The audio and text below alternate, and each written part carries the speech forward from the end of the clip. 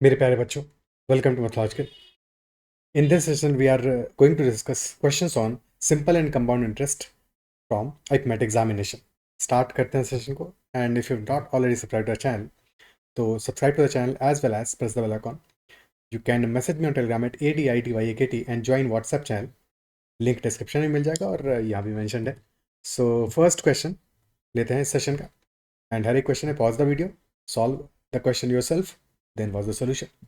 So first question is from IPMAT 2019. The question is, if the compound interest earned on a certain sum for 2 years is twice the amount of simple interest for the 2 years, then rate of interest per annum क्या होगा?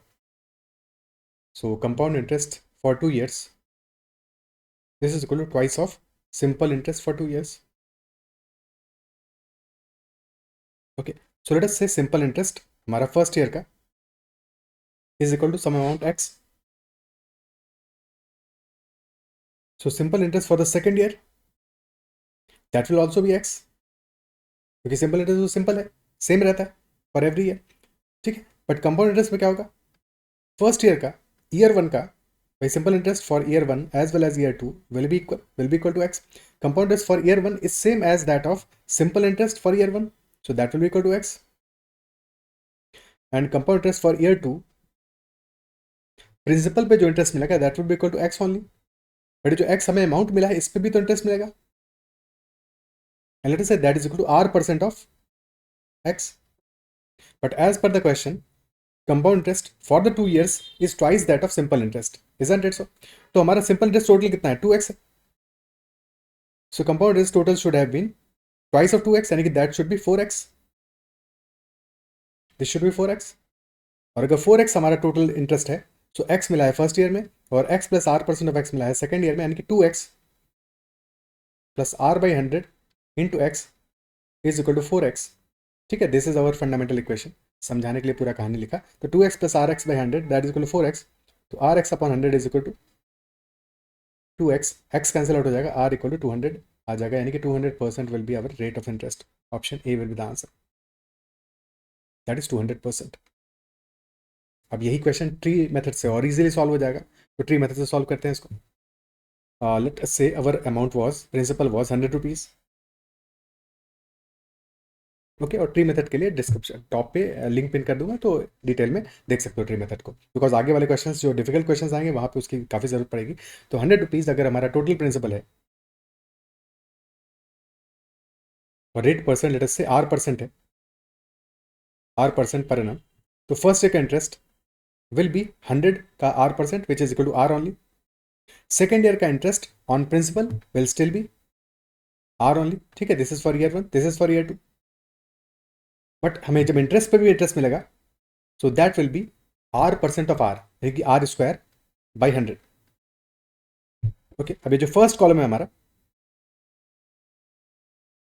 This is representing simple interest only. और सारी values accumulate कर लोगे, add कर लोगे, so that will be compound interest. And as per the question, simple interest, compound interest is twice that of simple interest. तो total हमारा simple interest कितना आया है? That is 2r for 2 years. और compound interest is 2r plus r²/100. So 2r plus r²/100 is twice that of 2r. So r²/100 is equal to 4r minus 2r, which is equal to 2r. And hence r will be equal to 200. So r% will be 200%. Okay. ठीक है. r को cancel out कर दिया यहाँ पे, क्योंकि obviously हमारा rate percent zero तो होगा नहीं. दैट इज वाई r को कैंसिल आउट कर सकते हैं. अदरवाइज फिर प्रॉपरली लिखोगे कि r² is equal to 200r. So r² minus 200r, this is equal to 0. So r into r minus 200 equal to 0. अब r 0 तो होगा नहीं, तो obviously r has to be equal to 200. ठीक है. Next question. Person A borrows rupees 4,000 from another person B for a duration of 4 years. He borrows a portion of it in 3% at the rate of 3% per annum, simple interest per annum, और file the rest at 4% simple interest per annum. तो कुछ portion borrow किया है at the 3% interest rate और कुछ portion borrow किया है at 4% interest rate. If B gets ₹520 as total interest, then amount A borrowed at 3% per annum क्या होगा? ओके. तो total interest for 4 years is ₹520.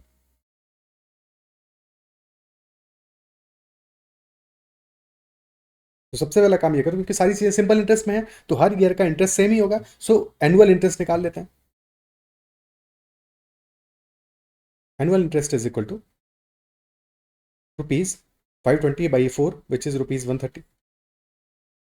तो इंटरेस्ट इज ₹130 पर ईयर, और ₹4,000 total amount है हमारा, out of which sum has been borrowed at 3% per annum and some amount has been borrowed at 4% per annum. Okay, 3% पे interest कितना मिलेगा? अगर ₹4,000 का 3% है, लेट अस से x was borrowed at 3% and 4,000 minus x was borrowed at 4%, तो x पे कितना इंटरेस्ट मिलने वाला है? 3%, तो 3x/100, और 4,000 माइनस एक्स में 4%, तो 4,000 minus X into 4/100, and total sum will be equal to 130। Solve कर लोगे? ठीक है, सॉल्व कर लोगे तो 130 इंटू 100, 100 मल्टीप्लाई हो जाएगा, 13,000 will be equal to 3x plus 16,000 minus 4x, so basically x becomes equal to ₹3,000। और क्वेश्चन हमने क्या पूछा? 3% पे, हाँ तो x की वैल्यू पूछा है, तो answer will be ₹3,000 only. ₹3,000 were borrowed at 3% per annum simple interest. Okay, clear है? ये तो एक मेथड हो गया सॉल्व करने का। या फिर हम एलिगेशन से सॉल्व कर सकते थे कि कुछ अमाउंट बोरो किया 3% पे, कुछ बोरो किया 4% पे। अगर सारा amount 4,000 was borrowed at 3%, if all the amount 4,000 was borrowed at 3%, तो 4,000 का 3% कितना आता है? 1 ईयर का इंटरेस्ट क्या होता है? 4,000 का 1% इज 40, 3% इज 120, तो total interest would have been ₹120 at the rate of 3%। If complete amount 4,000 was borrowed at 4%, तो टोटल इंटरेस्ट होता हमारा 40 into 4, ₹160 at 4%, but actual interest amount is ₹130। Alligation लगा दो। So 160 minus 30 is equal to 30, 130 minus 120 is equal to 10, तो हमारा amount का ratio आ जाएगा 30:10, which is 3:1। और टोटल अमाउंट हमारा 4 यूनिट्स है, विच इज इक्वल टू 4,000, तो 3 यूनिट्स की वैल्यू आ जाएगी ₹3,000, यानी कि amount borrowed at 3% is ₹3,000 and amount borrowed at 4% is equal to ₹1,000। Okay, simple है।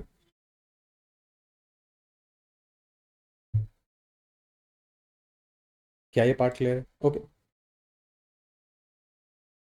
आगे बढ़ते हैं। Next one. Assume it is beginning of the year today. Ankita will earn INR 10,000 rupees at the end of the year, which she plans to invest in a bank deposit immediately at a fixed simple interest of 0.5% per annum. Her yearly income will increase by rupees 10,000 every year, and the fixed simple interest offered by the bank on new deposits will also increase by 0.5% per annum every year. If Ankita continues to invest all her yearly income in new bank deposits at the end of each year, the total interest earned by her in rupees in 5 years from today क्या होगा? थोड़ा सा question में order का ध्यान रखना है, cautious रहना है, जो लैंग्वेज लिखी है उसको ध्यान से समझना है। क्या है? एज्यूम करना है कि it is the beginning of the year, यानी कि today it is 1 January, today it is 1 January, and Ankita will earn rupees 10,000 at the end of the year. ठीक है, so at the end of year one, end of year one, she will be earning rupees 10,000, and this rupees 10,000 she will be depositing in the bank. So this is first deposit, क्योंकि हर year deposit करेगी, this is first deposit. और interest कितना मिलेगा इस पर? 0.5% पर ना, 0.5% will be rate of interest. Her yearly income will increase by rupees 10,000 every year, यानी कि this is for year one, end of year one है, ध्यान रखना है। ठीक है, अब नेक्स्ट ईयर फिर से, यानी एंड ऑफ ईयर टू पे हर इनकम विल बी रुपीज 20,000, क्योंकि 10,000 इंक्रीज करेगा। So second deposit will be equal to rupees 20,000. Similarly for year 3, third deposit will be equal to rupees 30,000. Similarly for year 4,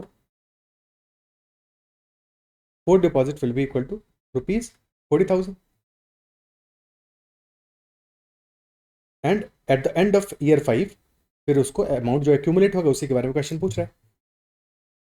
total interest earn at the end of year 5, amount नहीं, total interest earn at the end of year 5 कितना होगा? ठीक है, year 5 पे भी amount deposit करेगी, but year 5 के and पे जो अमाउंट डिपॉजिट करेगी उस पर इंटरेस्ट तो मिलेगा नहीं। तो हमारा कंसर्न सिर्फ होगा फर्स्ट 4 डिपॉजिट्स, ठीक है। Deposit number 1 which is 10,000, deposit number 2 20,000, deposit number 3 30,000 and deposit number 4 40,000। इसके बाद में एडिशनली इंटरेस्ट रेट भी चेंज हो रहा है, बट इंटरेस्ट रेट जो चेंज हो रहा है सिंपल इंटरेस्ट पे, that is changing every year on new deposits. तो ये बात ध्यान रखनी है कि जो ओल्ड डिपॉजिट है, जैसे फॉर एग्जाम्पल फर्स्ट डिपॉजिट जब डिपॉजिट किया तो उस पर 0.5% इंटरेस्ट लग रहा है, तो for all 4 years the interest will be 0.5% only. Second deposit किया at the end of year 2, तो उस पर इंटरेस्ट विल बी 0.5% प्लस 0.5%, यानी कि दैट विल बी 1% पर annum। For the third deposit this will B 1.5% पर annum, and for the fourth deposit this will B 2% पर annum। Okay, और first deposit जब किया है ईयर 1 के एंड में किया है तो कितना इंटरेस्ट मिलेगा इस पर फॉर 4 years, तो period will be 4 years। For the second deposit this will B 3 years, for third deposit 2 years, and for the last deposit number 4 it will B 1 year। It will B 1 year, ठीक है। So interest earned अब total calculate कर लेते हैं। तो for the deposit made in year 4 interest will B simple interest total for year 4 it will B 1 year के लिए deposited है 2% इंटरेस्ट है, टोटल इंटरेस्ट हो जाएगा 2% इंटू 2, 2% इंटू 1 year, यानी 2% हो जाएगा इफेक्टिवली 43,000 का 2%, तो 2% of 40,000 which will be equal to 1% is 400, तो 400 इंटू 2 800 रुपीज। नेक्स्ट ईयर 3 का डिपॉजिट पे interest rate 1.5% for 2 years, 3% of 30,000, that will be 900 rupees. Now 1% for 3 year, तो 3% of 20,000 rupees 600 आ जाएगा। लास्टली ईयर 1 के एंड में डिपॉजिटेड, तो that will be 0.5% for 4 years, यानी 2% of 10,000, so that will be 200 rupees. Total accumulated will be 800 plus 900, 17 plus 8, 2,500 rupees. Total interest earned will be 2,500 rupees in 4 years. Okay.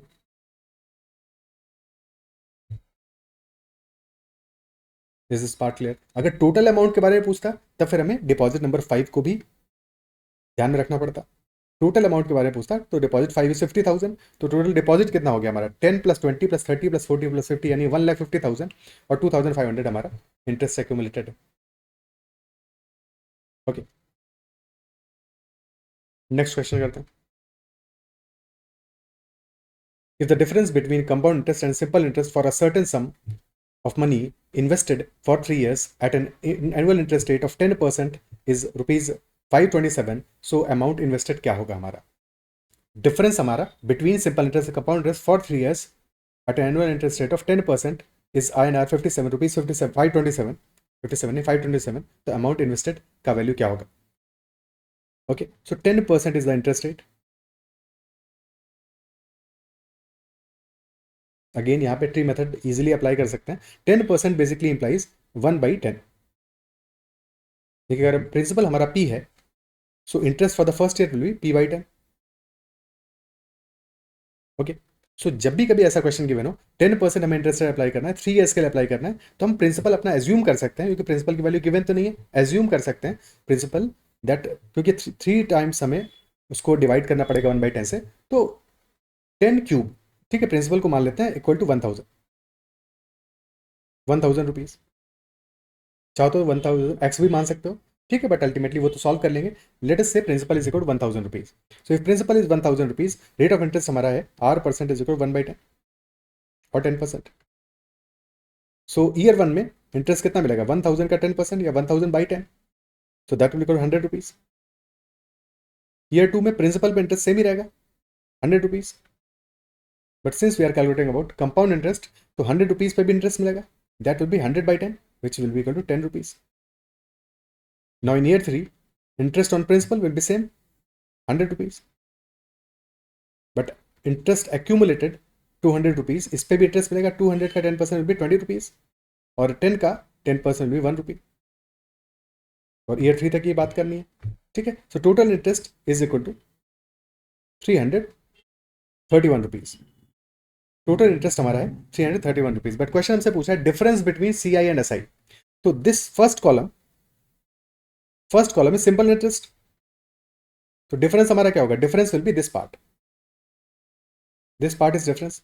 तो difference कितना आ रहा है हमारा 31 rupees, 20 plus 10 plus 1 31 rupees difference आ रहा है। अगर हमारा प्रिंसिपल 1000 रुपीज होता तो ठीक है, 1000 रुपीज पे 31 का डिफरेंस आ रहा है, बट एक्चुअल डिफरेंस हमारा है 527। तो 31 ठीक है, 31 इज इक्वल टू 527। ठीक है, चाहो तो यहाँ पे x भी मान सकते हो, अदरवाइज बिना x के सॉल्व कर लो, वैल्यू जब आ जाएगा हमारा 17 आएगा जैसे फॉर एग्जांपल, तो 1000 मल्टीप्लाई कर देंगे। ठीक है, तो 31x इज इक्वल 527 रुपीज। अब काटा पीटी कर लो, 31 से जाएगा, 31 वन 31 और फिर बचेगा 217, 17 टाइम्स जाएगा, यानी कि x comes out be equal to 17। तो हमारा actual principal will be 1000 into 17 which is 17,000 rupees. Option A will be the answer. ठीक है, आंसर हमारा 17,000 रुपीज आ जाएगा। क्या है क्लियर? अदरवाइज जो सिंपल वैल्यूज है हमारी, फॉर एग्जांपल 10%, 20%, इनके लिए वैल्यूज याद भी रख सकते हो कि 10% के लिए 2 ईयर्स में डिफरेंस क्या आएगा, 10% है तो हमारा CI एंड SI, तो 1 ईयर में सिंपल इंटरेस्ट इज 10% और compound interest is also 10%, but in 2 years simple interest will B 10% into 20 years और 20%, और कंपाउंड इंटरेस्ट विल बी 21%। भाई फर्स्ट ईयर में मिलेगा 10% और सेकेंड ईयर में 10% प्रिंसिपल भी मिलेगा, और फिर 10% पे 1% यानी 21% टोटल हो जाएगा। और simple interest in 3 years will be 30%। Compound interest कितना होगा 10% फर्स्ट ईयर के लिए, 10% सेकंड ईयर के लिए, सिंपल इंटरेस्ट 30% रहेगा, बट एडिशनली 3.1% एडिशनल होगा, 33.1% will be total compound interest on the principal in 3 years. In 4 years, simple interest will be 40%, but compound interest will be 46.41%. तो अगर हमसे डिफरेंस पूछ रहा है यहाँ पे 3 ईयर्स के बाद में, तो डिफरेंस आया है 3.1%, 3.1% of principal that is equal to 527, यानी कि 3.1 P by 100 is 527।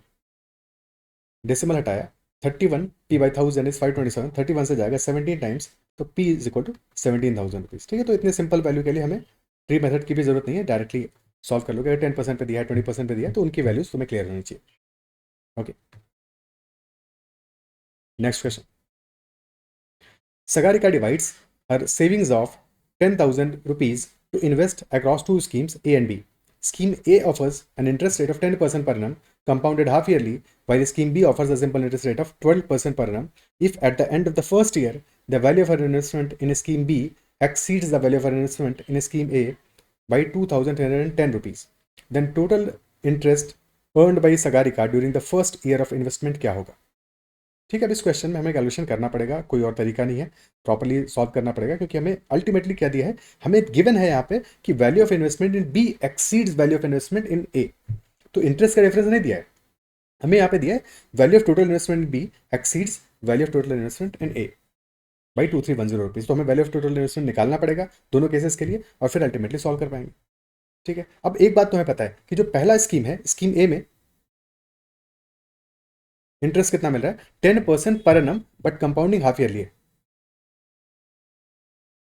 Compounding half yearly है, यानी कि फर्स्ट 6 मंथ्स में 5% मिलेगा, क्योंकि टोटल ईयर में 10% मिल रहा है, और नेक्स्ट 6 मंथ में फिर से 5% मिलेगा, बट क्योंकि कंपाउंडिंग है तो इफेक्टिव रेट क्या हो जाएगा 5% प्लस 5% प्लस पहले वाले 5% का 5% मिलेगा, यानी कि that will B 0.25%, effectively 10.25% will be the interest in first year. ठीक है, तो स्कीम ए में इफेक्टिवली रेट ऑफ इंटरेस्ट आ जाएगा 10.25%, और स्कीम बी में दैट विल बी 12%। ठीक है, 10.25% को लिख सकते हो 41/4% ऑल्सो,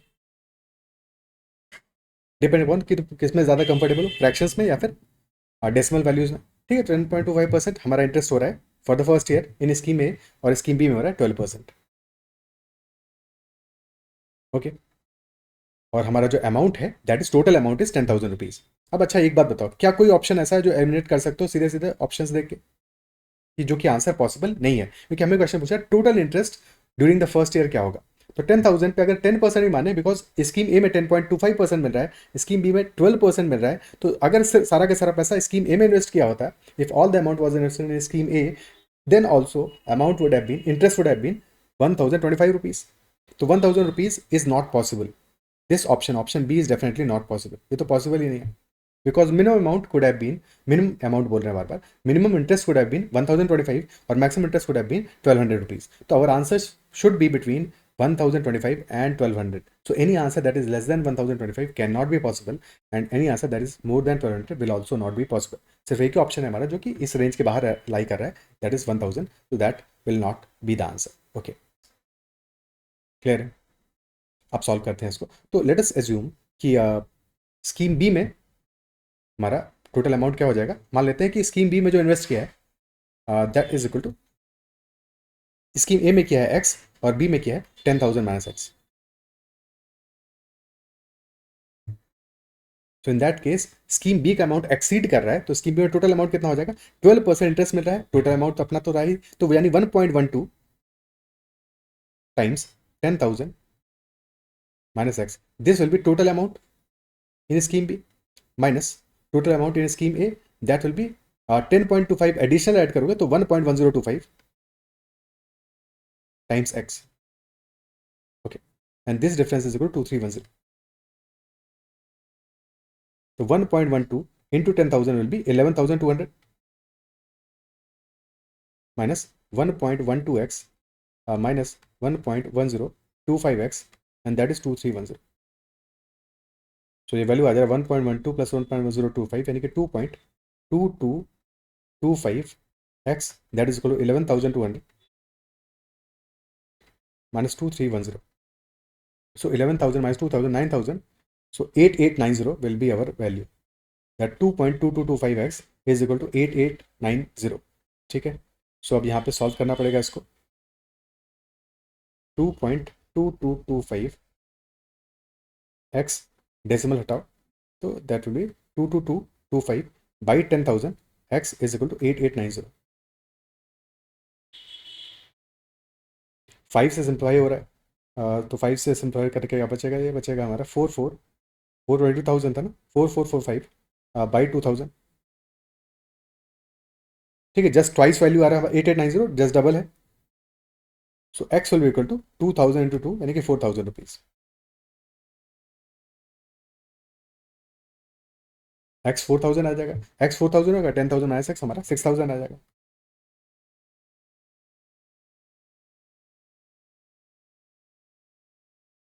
इंटरेस्ट कैलकुलेट करना है, तो 4,000 का 10.25% कितना होगा, 4,000 का 10% इज 400 एंड 0.25%, 1% 40 है, 0.25% 10 रुपीज होगा, तो 410 will be interest on scheme A. और स्कीम बी में क्या है, 6,000 का 20% 12%, दैट मीन 720 रुपीज. तो total interest will be 410 plus 720, that is equal to 1130 rupees. Option D is the answer, 1130 rupees. ठीक है, आंसर हो जाएगा 1130 रुपीज. क्लियर है?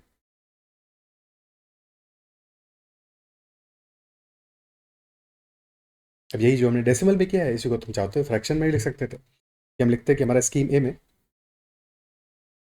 एक्स अमाउंट है, स्कीम बी में 10,000 माइनस एक्स है, स्कीम ए में इंटरेस्ट मिल रहा है 10.25% या 41/4%, और स्कीम बी में मिल रहा है 12%. तो स्कीम बी में अमाउंट, टोटल अमाउंट एक्सीड कर रहा है स्कीम ए से 2310 से. स्कीम बी में टोटल अमाउंट कितना हो जाएगा, 10,000 माइनस एक्स तो प्रिंसिपल ही है, प्लस 12%, यानी plus 12 into 10,000 minus X by 100 in scheme B, minus scheme A में क्या है, एक्स प्लस 41/4% यानी 41/400 into X, and that is equal to 2310.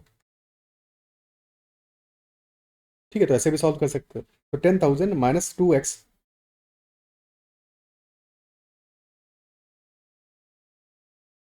Plus 12 into 100 plus 1200 minus 12x by 100